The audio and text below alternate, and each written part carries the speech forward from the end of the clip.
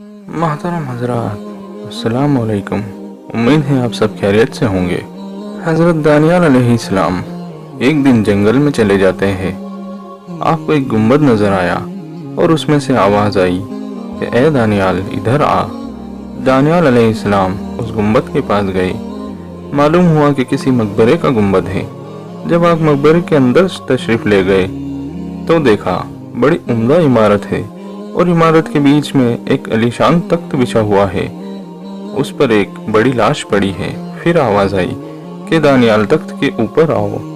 آپ اوپر تشریف لے گئے تو آپ نے دیکھا ایک لمبی چوڑی تلوار مردے کے پہلو میں رکھی ہوئی ہے۔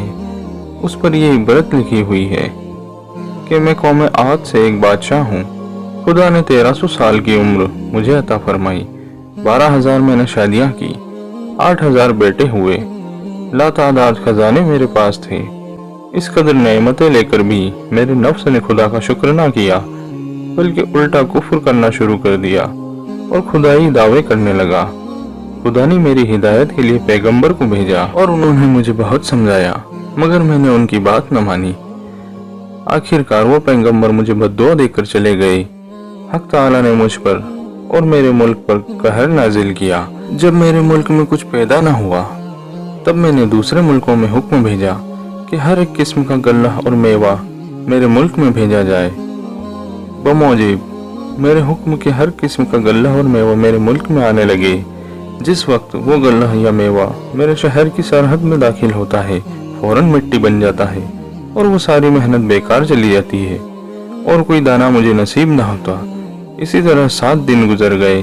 میرے قلعے سے سارے اہالی موالی، بیویاں، بچے سب بھاگ گئے۔ میں تنہا قلعے میں رہ گیا، سوائے فاقہ کے میری کوئی غذا نہ تھی۔ ایک دن میں نہایت مجبور ہو کر فاقہ کی تکلیف میں قلعے کے دروازے پر آیا۔ وہاں مجھے ایک شخص نظر آیا جس کے ہاتھ میں کچھ غلہ کے دانے تھے جن کو وہ کھاتا چلا گیا۔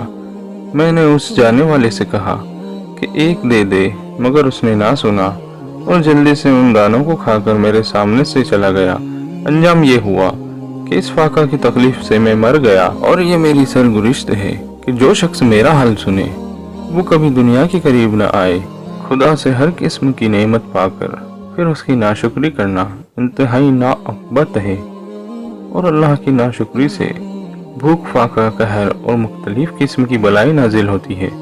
اور یہ بھی معلوم ہوتا ہے کہ انسان چاہے کتنی ہی بڑی عمر پالے، ایک دن اسے مرنا ضرور ہے۔ ناظرین اکرام، اسی طرح کی اور دیگر معلومات اور اسلامک انفارمیشن کے لیے ہمارے چینل دینی معلومات 07 کو سبسکرائب کریں۔